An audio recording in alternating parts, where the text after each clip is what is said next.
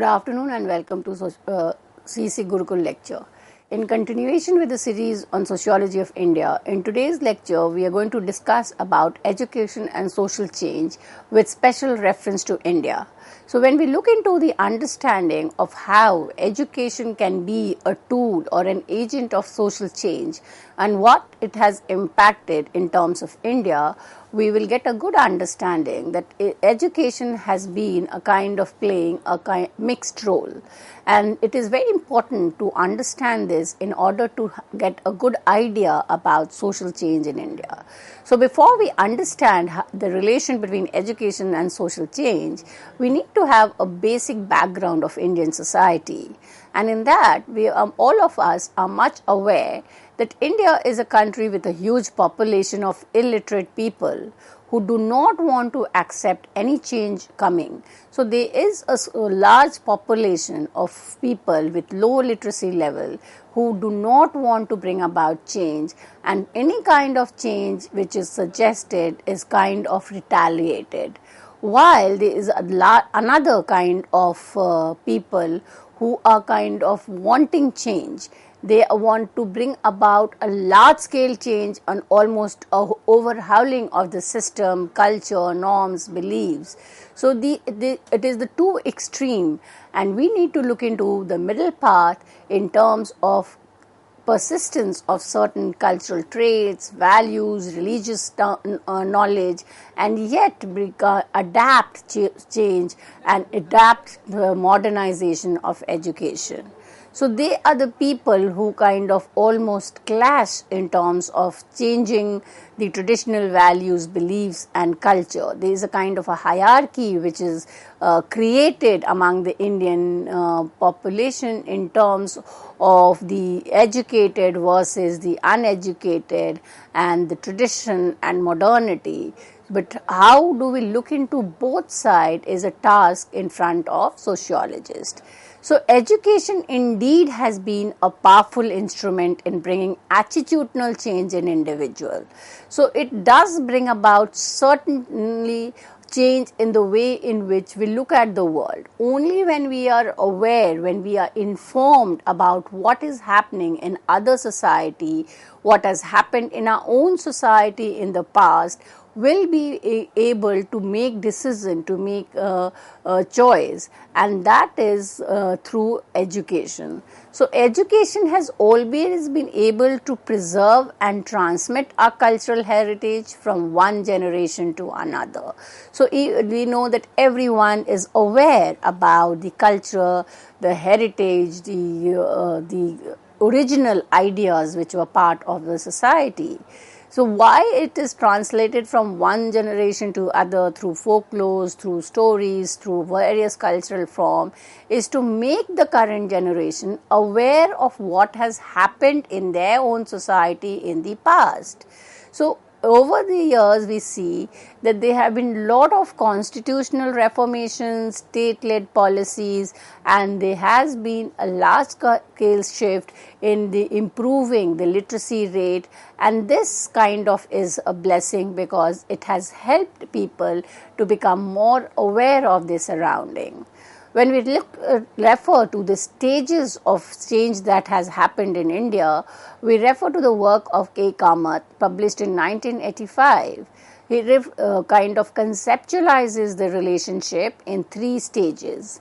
In the first stage, talks about the early British period to the end of 19th century.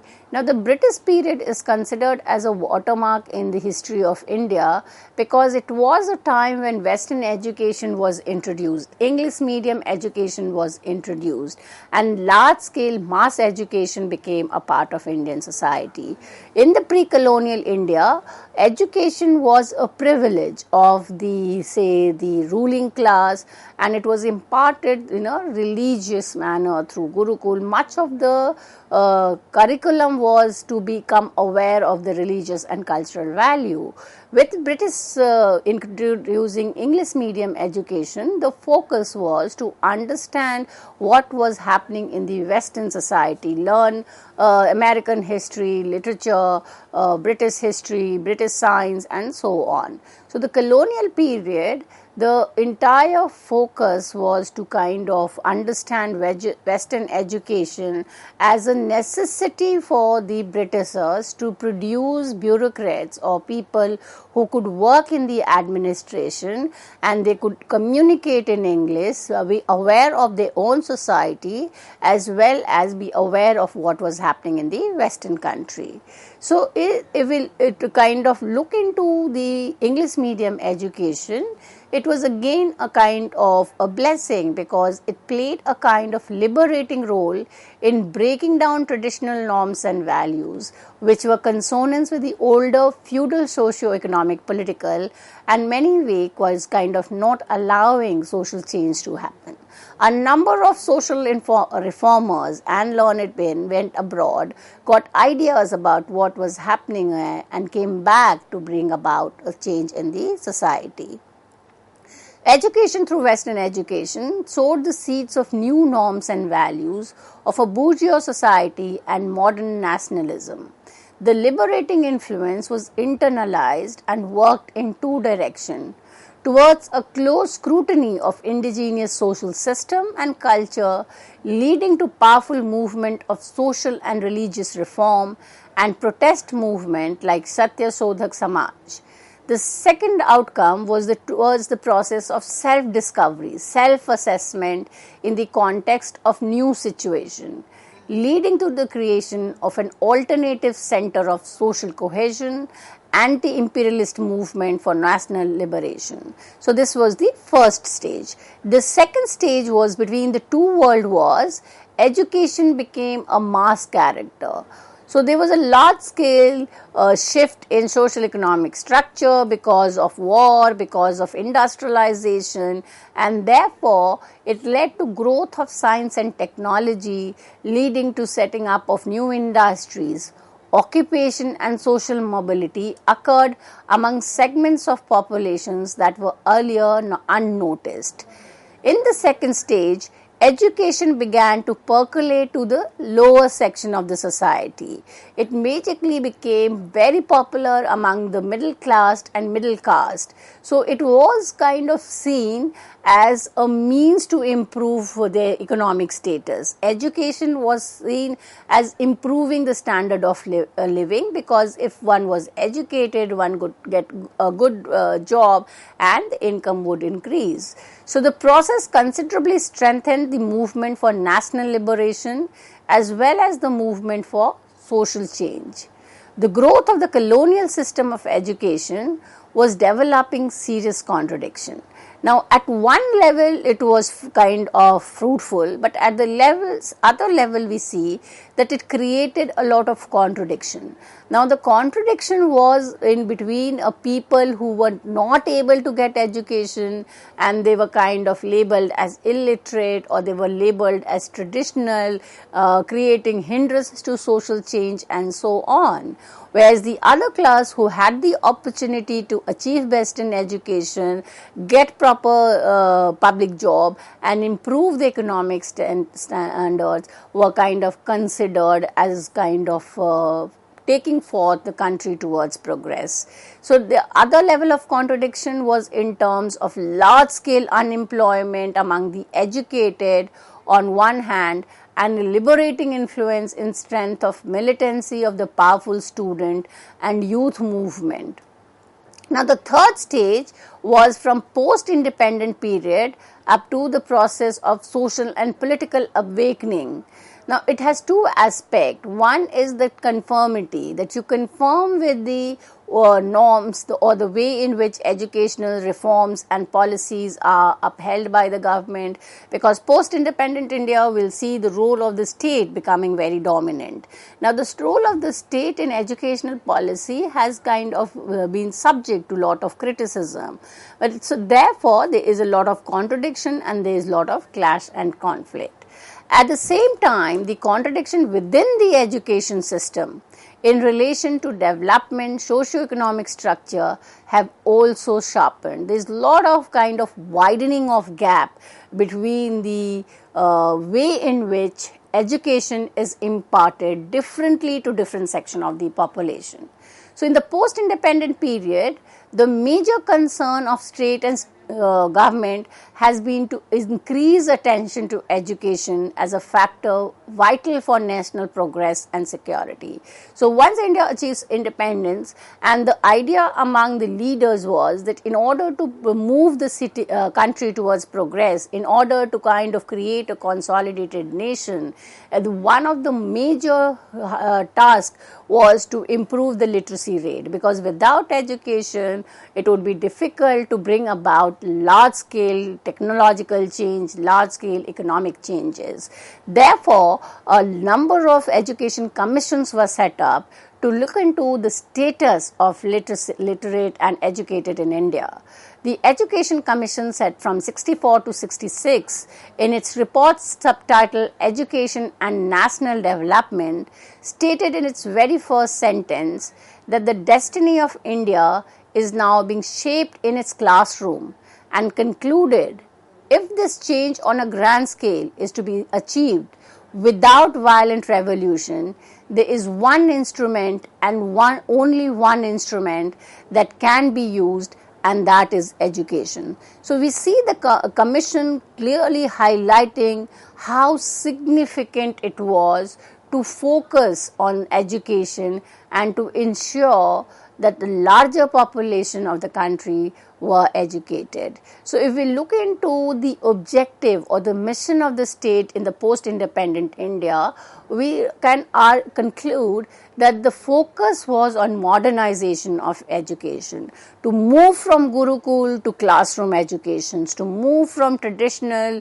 religious cultural based curriculum to more teaching of science and technology. So post-independent India, we see setting up of numbers of technical institute, a number of research centers for science and technology. So India as a society, in the post-independent society, decided to modernize its social, political and economic institutions very rapidly without force. It wishes its educational institution to play a modernizing role. It believes that the educational system can play a major role in bringing about necessary change.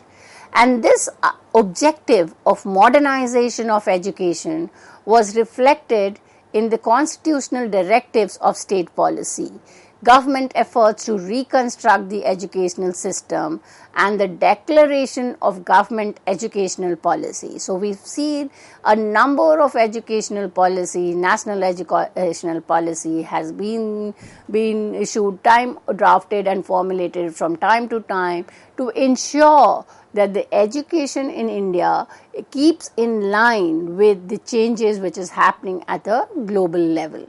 So this role of the state becomes very significant when we understand modernization of education.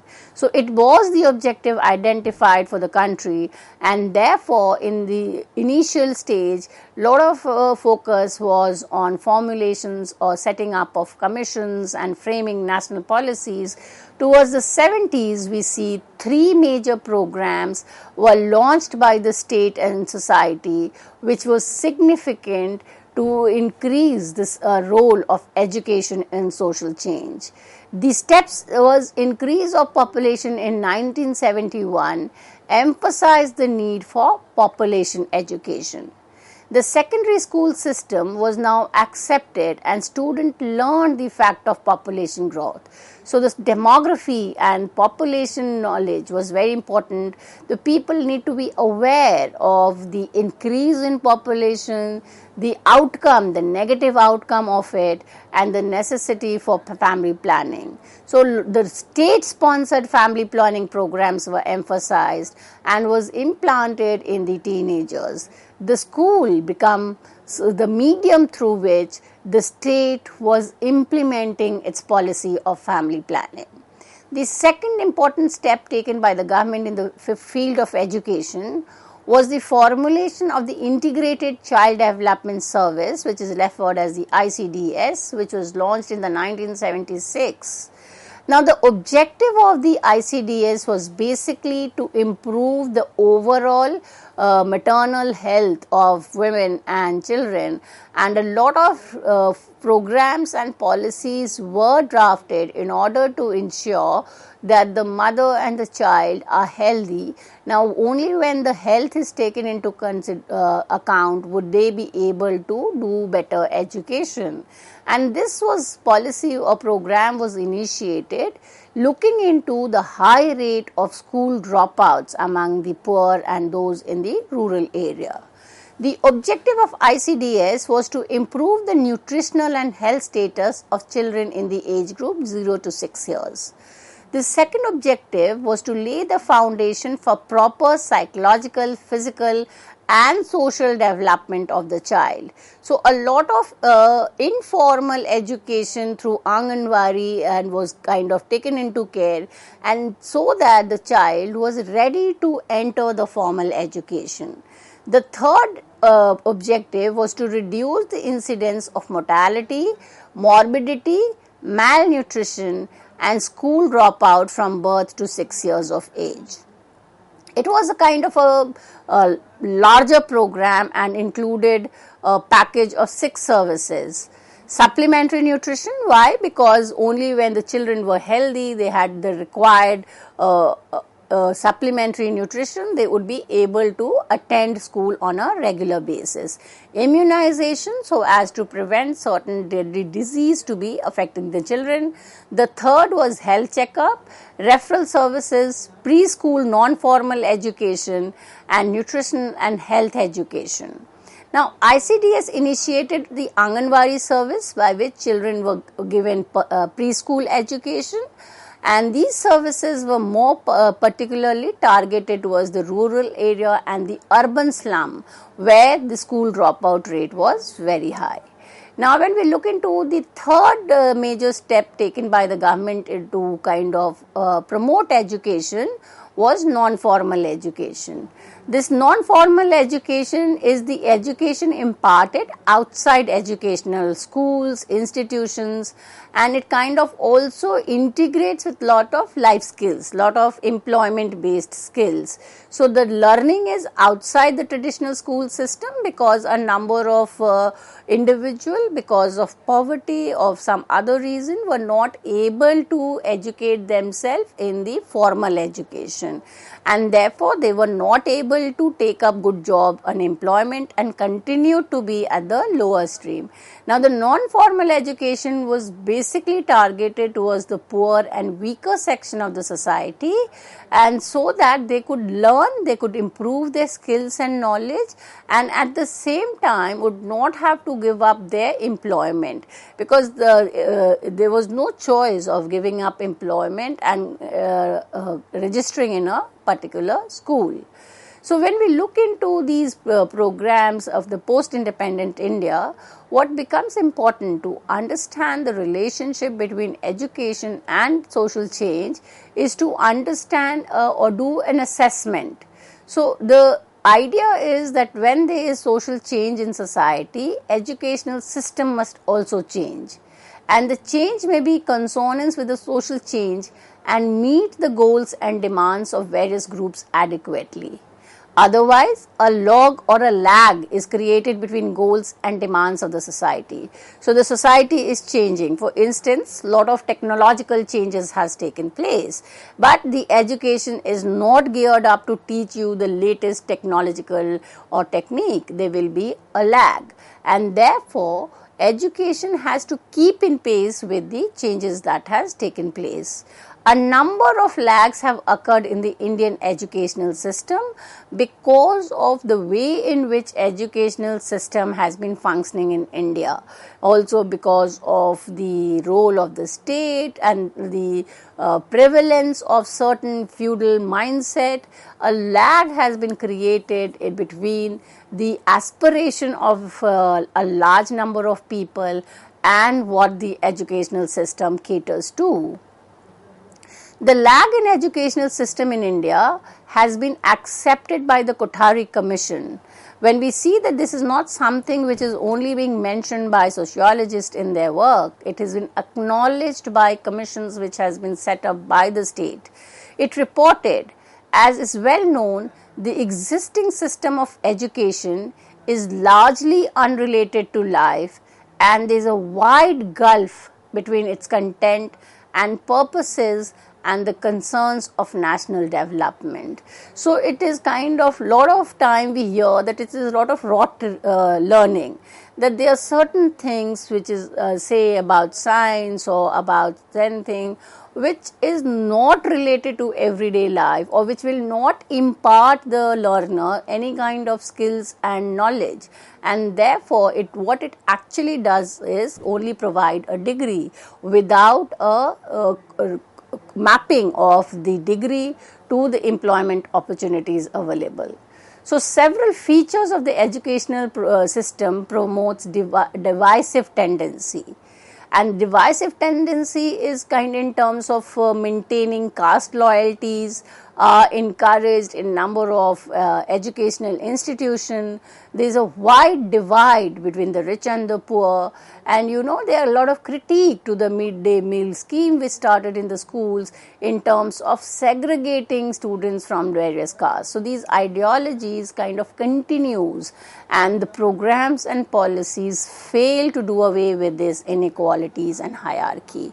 Now, when we do an assessment of the educational and social change in India, let us refer to some of the renowned work on how we kind of understand what's happening in India. And the first one, thinker that comes into mind is Ambedkar. Now, B.R. Ambedkar believed that education could bring about a change in the improvement of untouchable. Now, Ambedkar, as a kind of advocating the annihilation of caste, which was based on appropriation and trying to improve the positions of those in the lower hierarchy, was kind of very positive about education as bringing about egalitarian system. Why? Because Ambedkar believed that education was a liberating force and it can enlighten the learner. So it makes individual aware of this self-respect and also help him to lead a better life materially. One of the case of the degradation of untouchable was that they were denied the right to education.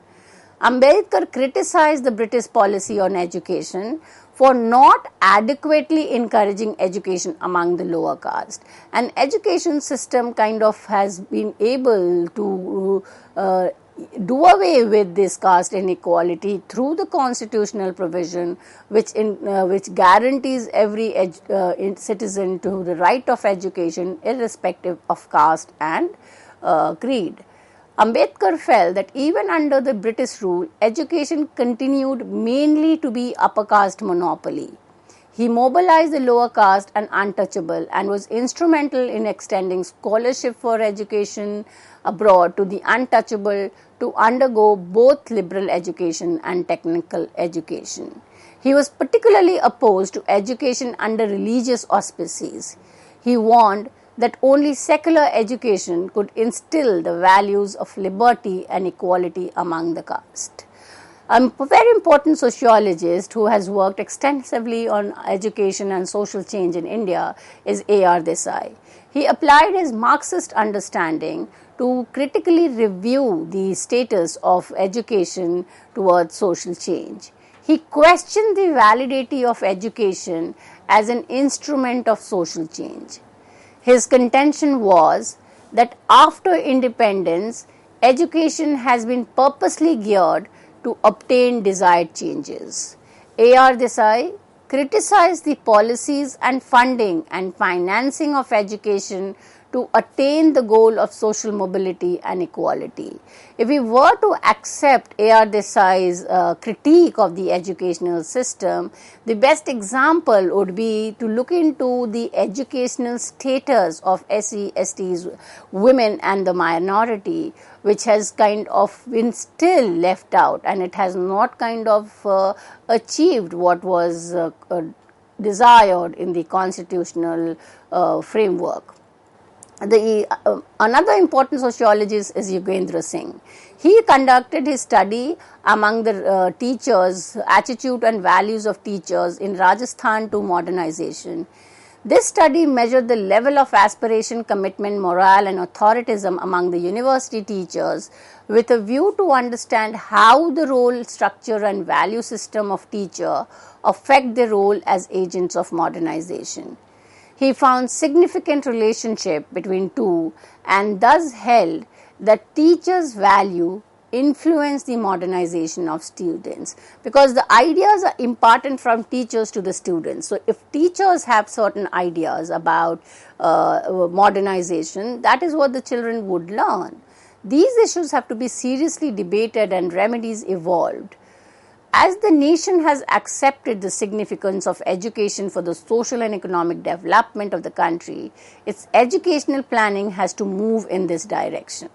Yogendra Singh forcefully stated, education cannot be considered in isolation or planned in a vacuum. It has to be used as a powerful instrument of social and economic and political change. That is, we need to keep in mind the context and not kind of just implement a policy or a program from other countries and think it would work in India. So to conclude, we've seen that Indian educational system still suffers from a number of drawbacks. But despite limitations imposed, there has been growth of education, the literacy rate has improved, India produces a larger segment of technical minds and it has become influential. Education is considered as an important asset among the large population of India. But the point was, or what was said was, with the liberalization policy of the 1990, with the neoliberal regime, higher education has been impacted by government state policy, where the budget has kind of declined, and in education system in India is witnessing a drastic change with the move towards privatization and globalization of higher education. We need to look into some of the references which will help us to understand education and social change in India. Number one, S.N. Amin, An Introduction to Education, published in 2017. Y.K. Sharma, Foundation in Sociology of Education, published in 2003. A.R. Desai, India's Path of Development, a Marxist Approach. And last, Yogendra Singh, 2007, Social Change in India, Crisis and Resilience. So these books will give us a good idea about the relation between education and social change in India. With this, I come to an end of today's lecture. Thank you.